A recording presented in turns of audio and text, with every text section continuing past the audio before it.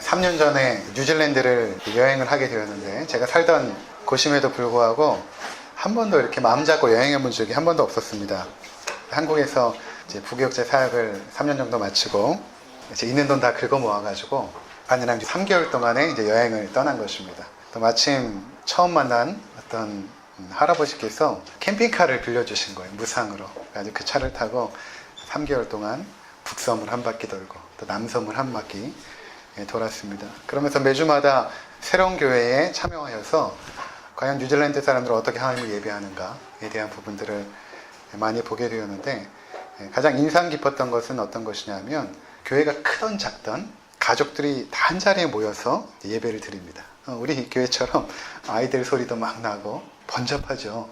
교회 딱 들어와서 묵상으로 기도하고 그렇게 예배가 시작되는 것이 아니라 들어오면 서로 대화도 하고 교제도 하고 또 아이들 웃음소리도 막 나고, 하지만 예배가 시작되면 아이들과 함께 한 자리에 앉아서 하나님을 예배합니다. 그리고 우리처럼 설교 시간이 되면 나가서 하나님 말씀을 이제 듣게 되는 것입니다. 저에게는 그게 참 인상 깊었습니다. 근데 한국 사회에서 가족이 함께 할 수 있는 시간이 별로 많지 않습니다.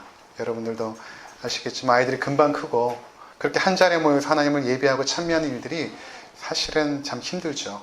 그래서 우리 교회는 좀 더 넓은 곳으로 가도 이러한 예배의 그 형식은 변하지가 않을 것입니다. 조금 번잡하기도 하고 그렇지만 우리가 아이들과 함께 예배를 드립니다. 그래서 잘 보니까 우리 희수가 누구한테 예배 드리는 것을 배우나 봤더니 준열이한테 배우더라고요.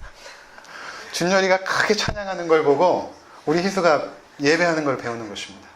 그리고 용찬이, 용은이 보면서 우리 희수가 어떻게 주일을 보냈는지를 알아가는 것이죠. 이러한 모임이 아마 한국에서는 저희 교회밖에 없는 것 같아요. 주변에 제가 못 봤습니다. 누군가 어떻게 왜 이렇게 예배를 드리냐고 물어보면 여러분들이 그렇게 대답할 수 있으면 참 좋을 것 같습니다. 우리가 삼손의 이야기를 오늘 보게 되는데 참 실망스러운 일들이 계속해서 이제 벌어지게 되는 것이죠. 하나님께서 세우신 능력 많고 탁월했던 종 삼손, 그리고 오늘은 또 특별히 성경이 누구를 주목하냐 하면 삼손뿐만 아니라 유다 지파를 주목합니다. 그 당시 유다 지파가 과연 어떠한 모습으로 하나님의 은혜와 능력을 저버리고 추락하였는가를 보여주거든요. 이 유다 지파와 이 삼손의 모습을 통해서 하나님께서는 오늘을 살아가는 우리들에게 하나님이 너희에게 은혜를 주시고 능력을 주셨을 때 과연 어떻게 살아가야 되는지에 대한 부분을 교훈하시고 싶은 것입니다. 오늘 본문의 내용을 보면 이렇습니다. 삼손이 아내를 빼앗겨서 블레셋 사람들에게 자신의 원한을 갚게 되죠. 곡식단이 다 타버리고 또 블레셋 진영에 들어와서 그들의 정강이를 내리쳤다라는 것은 심하게 도륙했다라는 것을 의미합니다. 성경적인 표현으로는. 그러니까 수많은 블레셋 사람들이 사륙을 당한 것입니다. 그러니까 그들이 굉장히 분노하고 참지 못하여서 어디로 오게 되었냐면 전쟁 준비를 해서 유다 진영에 진을 친 것입니다. 그러니까 유다 사람들이 혼비백산이 된 것입니다. 왜 갑작스럽게 우리와 잘 지냈던 블레셋 사람들이 전쟁 준비를 하여서 유다 진영으로 왔을까? 그래서 대표되는 사람들이 블레셋 진영에 들어가서 묻게 되는 것이죠. 너희가 왜 우리를 치러 여기까지 왔느냐? 그들의 그 말은 무엇인가 하면 우리가 그동안 공존하면서 평화롭게 지내지 않았느냐? 우리가 너희가 우리를 통치하고 압제할 때에 거기에 아주 순응하면서 너희들이 해달라는 것들을 다 우리가 들어주면서 그렇게 평화롭게 살았는데 왜 갑작스럽게 우리를 치려고 왔느냐? 라고 유다 사람들이 물었던 것이죠. 자, 그러니까 블레셋 사람들의 대답이 이것입니다. 삼손 때문에 왔다. 삼손이 바로 우리 땅에 와서 심한 도력을 하였고 우리 땅을 황폐하게 했기 때문에 그것에 대한 원한을 갚으려고 우리가 올라왔다. 그렇게 이제 그들이 대답을 합니다. 그러자 유다 사람들이 타협안을 제시를 합니다. 그 타협안이 무엇인가 하면 그럼 우리가 삼손을 잡아다가 너희에게 주겠다. 그리고 이 전쟁을 종식시키자. 우리 싸우지 말자. 싸우지 말고 우리가 너희가 요구하는 삼손을 잡아줄 테니까 여기에서 끝내자. 이렇게 한 것입니다. 그리고 나서 유다 사람들이 몇 명의 삼손을 잡으러 가냐 하면 3,000명이 갑니다. 11절 여러분 한번 보시기 바랍니다. 15장 11절. 유다 사람 3,000명이 에담바위 틈에 내려가서 삼손에게 이르되 너는 블레셋 사람이 우리를 다스리는 줄을 알지 못하느냐? 내가 어찌하여 우리에게 이같이 행하였느냐 하니 삼손이 그들에게 이르되 그들이 내게 행한 대로 나도 그들에게 행하였노라 하니라. 여러분 이 장면을 잘 보시기 바랍니다. 유다 사람 3,000명입니다. 3,000명이 삼손 한 사람을 잡기 위해서 에담 바이툼에 살고 있는 삼손을 잡으러 온 것입니다. 그리고 그들이 삼손에게 하는 말이 무엇인가 하면 너는 블레셋 사람들이 우리를 다스리는 줄을 알지 못하느냐. 내가 어찌하여 우리에게 이와 같이 했느냐. 이렇게 말하고 있는 것입니다. 유다 사람들은 블레셋의 통치를 지금 당연하게 여기고 있는 것입니다. 그리고 그것을 자꾸만 깨버리고 있는 삼손에 대하여서 나무라고 있는 것입니다. 어떻게 하다가 유다 지파가 이렇게 무기력하고 굴욕적인 모습을 보이게 되었을까요? 유다 지파는 이스라엘의 가장 강력하고 대표적인 지파거든요. 인구수가 가장 많습니다. 유다와 에브라임 지파가 가장 막강하고 대표적인 지파로 손꼽히는데 그 중에서도 유다가 장자입니다. 가장 대표입니다. 근데 이들이 사사기가 처음 시작될 때는 이런 모습이 아니었습니다. 우리 한번 확인하고 오도록 하겠습니다. 사사기 1장 1절부터 보겠습니다. 여호수아가 죽은 후에 이스라엘 자손이 여호와께 여쭈어 이르되 우리 가운데 누가 먼저 올라가서 가나안 족속과 싸우리이까. 여호와께서 이르시되 유다가 올라갈지니라. 보라 내가 이 땅을 그의 손에 넘겨 주었노라 하시니라. 유다가 그의 형제 시몬에게 이르되 내가 제비 뽑아 얻은 땅에 나와 함께 올라가서 가나안 족속과 싸우자. 그러면 나도 내가 제비 뽑아 얻은 땅에 함께 가리라 하니 이에 시므온이 그와 함께 가니라. 유다가 올라가매 여호와께서 가나안 족속과 브리스 족속을 그들의 손에 넘겨주시니 그들이 베삭에서 10,000명을 죽이고 또 베색에서 아도니 베색을 만나 그와 싸워 가나안 족속과 브리스 족속을 죽이니. 그들이 가나안 땅에 들어가서 이제 여호수아가 죽은 것입니다. 더 이상 탁월한 리더가 없는 상황에서 그들이 하나님 앞에 여쭈었을 때에 하나님의 대답은 유다 지파가 먼저 올라가라. 그때 유다 지파가 가나안 땅에 올라가서 거기에 있는 이방 민족들을 진멸하게 되죠. 이렇게 용맹스러웠던 유다 지파입니다. 근데 지금 보면 그 3,000명이 내려와서 삼손을 잡으려고 하고 있는 것입니다. 유다 지파 3,000명이라면 삼손과 힘을 합쳐서 블레셋에 대항할 수도 있었을 것입니다. 그렇지 않습니까? 삼손이 얼마나 힘이 강합니까? 나귀 턱뼈로 1,000명을 죽일 수 있는 그런 사람인데. 근데 그들이 그렇게 하지 않고 삼손을 잡아가지고 블레셋과의 갈등 상황을 끝내버리고 싶은 것입니다. 어떻게 해서 유다 지파가 이렇게 추락하게 되었는가? 이스라엘의 대표이며 가장 강력했던 유다 지파가 이렇게 무기력하게 된 이유는 과연 무엇이었을까요? 우리가 그 해답을 그 1장에서 찾을 수 있습니다. 세 가지의 모습이 보여지는데 첫 번째로 보면 하나님께서 유다 지파가 먼저 올라갈지니라 라고 말했는데 유다 지파는 시므온 지파에게 함께 가자고 요청을 합니다. 이것은 하나님의 명령에 대한 불순종이었습니다. 그들의 판단에는, 유다 지파의 판단에는 시므온 지파와 함께 가도 괜찮을 것이라고 생각을 한 것입니다. 근데 하나님의 명령은 그것이 아니었습니다.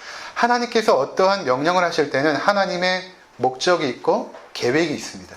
근데 지금 유다 지파는 스스로 판단하기 시작한 것입니다. 이 장면이 지금 사사기 맨 마지막 장 21장 끝절에 보면 그때에 이스라엘의 왕이 없으므로 사람마다 각자 소견에 오른 대로 행하였더라. 이 구절이 있거든요. 근데 그 구절이 지금 이 맨 처음에 유다 지파의 모습을 통하여 나타나고 있는 것입니다.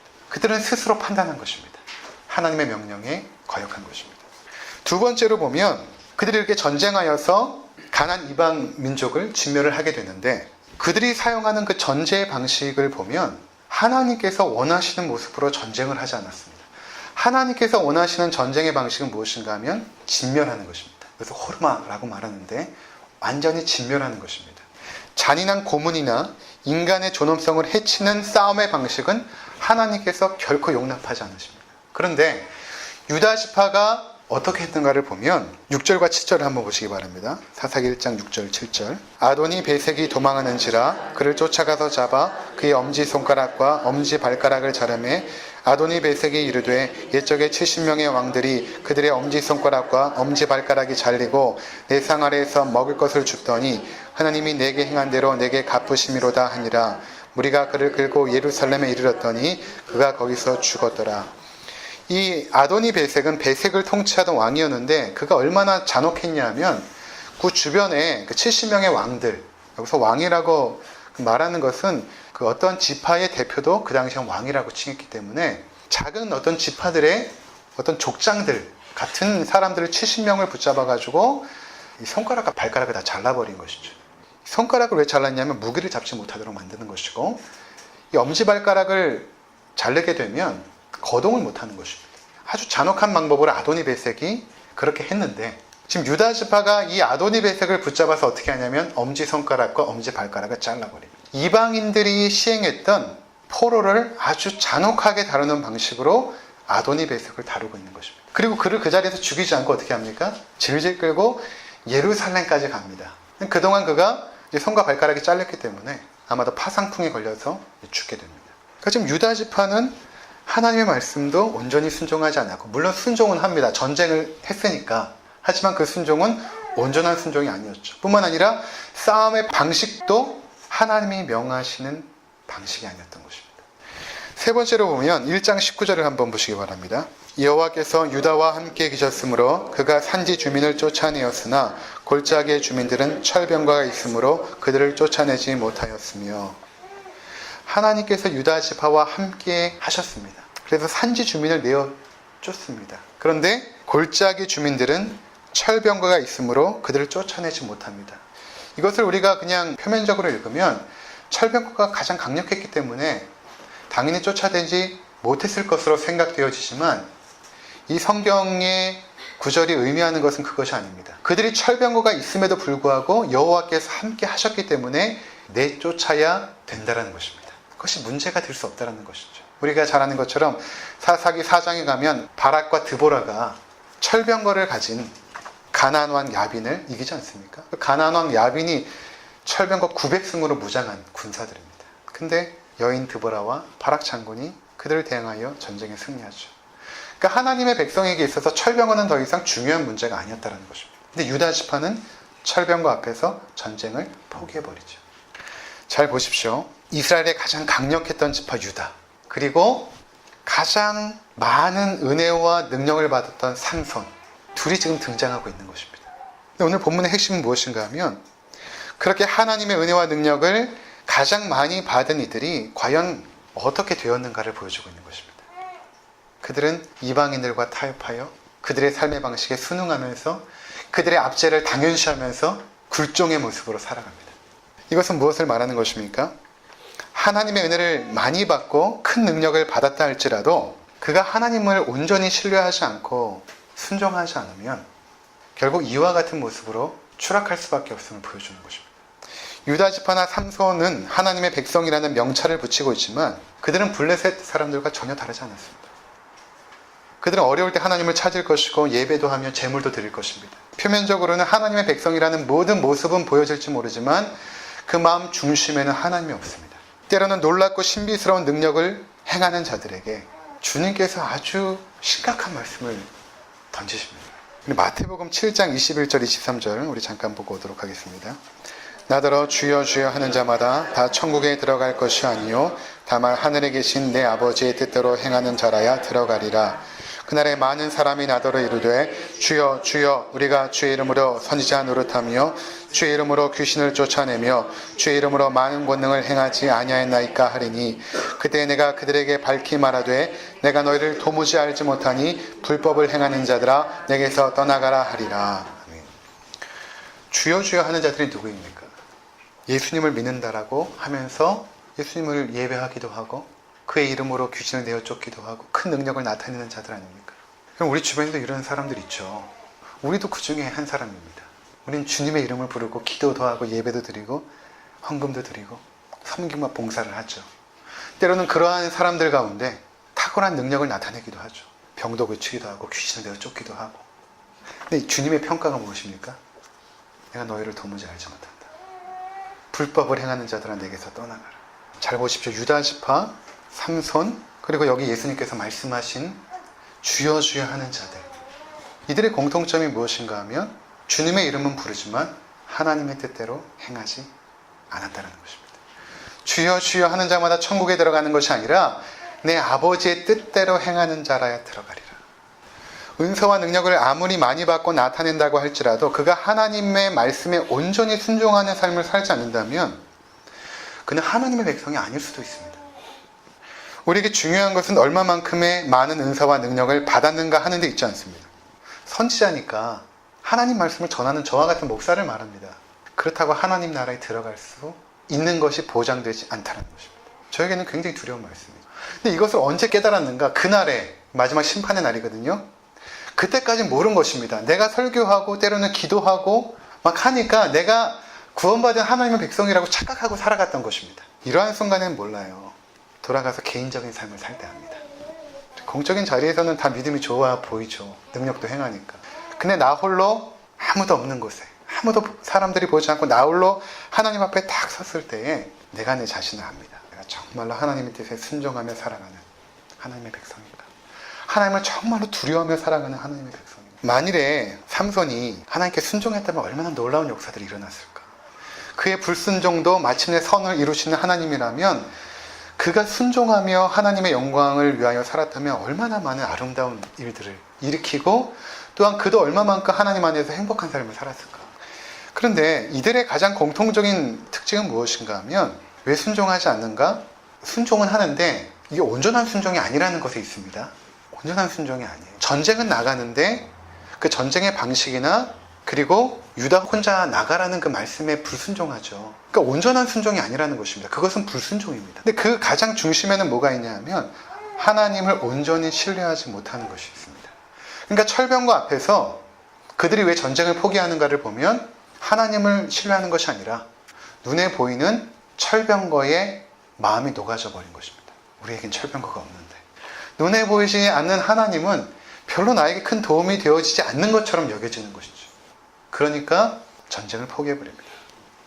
그렇게 되면 결국에는 성도들의 삶의 모습이 어떻게 형성이 되냐면 세상과 적당하게 타협을 시도를 합니다. 하나님을 신뢰하지 못하게 되면. 그리고 그들과 가능하면 충돌 없이, 갈등 없이, 대립 없이 좋은 게 좋은 거라고 그냥 살아가고 싶어 합니다. 주님께서는 이들을 맛을 잃어버린 소금이라고 말씀합니다. 마태복음 5장 13절에 보면 너희는 세상의 소금이니 소금이 만일 그 맛을 잃어버리면 무엇으로 짜게 하리요. 후에는 아무 쓸데없어 다만 밖에 버려져 사람에게 밟힐 뿐이니라. 성도들은 늘 세상과 충돌하지는 않습니다. 근데 언제 충돌하게 되냐면 나에게 주어진 상황들이 하나님의 말씀에서 벗어나는 어떤 상황이 되어졌을 때, 그 상황에 내가 들어가게 되어졌을 때, 그때 우리는 두 가지 선택을 해야 됩니다. 하나는 타협하고 적응해버릴 것인가 아니면 충돌할 것인가에 결정을 해야 됩니다. A.W. 토저는 세상과 충돌하라는 책에서 이렇게 말합니다. 한때는 교회가 세상을 향해 은과 금은 내게 없거니와 내가 가진 것을 내게 주노니 나사렛 예수의 이름으로 일어나 걸으라고 말했습니다. 그러나 오늘날은 어떻습니까? 오늘날 교회는 제발 우리를 이상한 사람으로 취급하지 마십시오. 우리는 예수님을 믿는다는 것을 제외하고는 당신들과 별다르지 않습니다. 라고 말합니다. 오늘날 기독교가 그 많은 시간과 돈과 노력을 쏟아부으면서 세상에 전하는 것이 무엇입니까? 성경적 기독교와 세상을 섞어놓은 기독교, 곧 혼혈 기독교를 전하지 않습니까? 명심하십시오. 십자가의 기독교는 세상의 비유를 맞추려고 아첨하지 않습니다. 마이클 윌콕은 사사기 강해에서 이렇게 말합니다. 세상과 교회 사이에 평화로운 공존이란 있을 수 없습니다. 갈등이 없다면 세상이 정복당한 것입니다. 그러니까 우리가 이 세상을 살아가면서 충돌과 갈등의 상황을 벗어날 수는 없다는 것입니다. 그리스도인들은. 요한복음 16장 33절에 예수님께서 말씀하십니다. 세상에서 너희가 환난을 당하나 담대하라. 내가 세상을 이겨노라. 평안을 보장하지 않아요, 주님은. 너희가 나를 따라오는 길은 십자가를 지고 자기를 부인하는 길이며 때로는 너희에게 환난이 있을 것이다. 환난이 있을 것이다. 이 환난이 어디에서 옵니까? 거짓된 세상에서 살아가는 성도들에게서 환난이 경험되어진다는 것입니다. 이 세상에서 그리스도인으로서 소신을 지켜나가는 것은 그렇게 쉬운 것이 아닙니다. 갈등과 대립을 피하고 침묵하며 살아가는 것이 가장 쉽습니다. 그런데 그렇게 되면 우리는 그리스도인으로서의 능력을 상실하고 맙니다. 맛을 잃어버린 소금은 어디에도 쓸데가 없는 것입니다. 근데 하나님은 그러한 사람들 수만 명을 찾지 않으세요. 우리가 알지 않습니까? 기드온의 이야기에서도 보았고 그동안 사사기 전체 이야기에서도 보았어요. 그렇게 강력한 유다 지파, 그렇게 능력 많은 삼손 중요하지 않습니다. 왼손잡이 에웃, 장애가 있는 사람 아닙니까? 왼손잡이라는 것은 오른손에 장애가 있는 사람이라는 거예요. 그 한 사람을 통해 이스라엘을 구원하죠. 300명의 연약한 기드온의 군대를 통하여 미디안의 대군을 승리합니다. 하나님은 99% 순종하는 수만 명을 찾는 것이 아니라 100% 순종하는 한 사람을 찾는 것입니다. 하나님은 그들을 통하여 일을 하세요. 그리고 그들은 굉장히 강력하고 능력이 있습니다. 왜냐하면 뒤에서 하나님께서 함께 하시기 때문에 그렇습니다. 오늘날 우리 교회가 크고 작음에 상관이 없는 것이죠. 재정 상태가 얼마나 풍성한가 적은가가 하나님의 일을 하는데 아무런 조건이 되지 않아요. 우리 가정이 부유한가? 우리 가정이 가난한가? 내가 태어난 배경이 좋은가? 아니면 아무런 배경도 없는 곳에서 태어났는가? 내가 건강한가?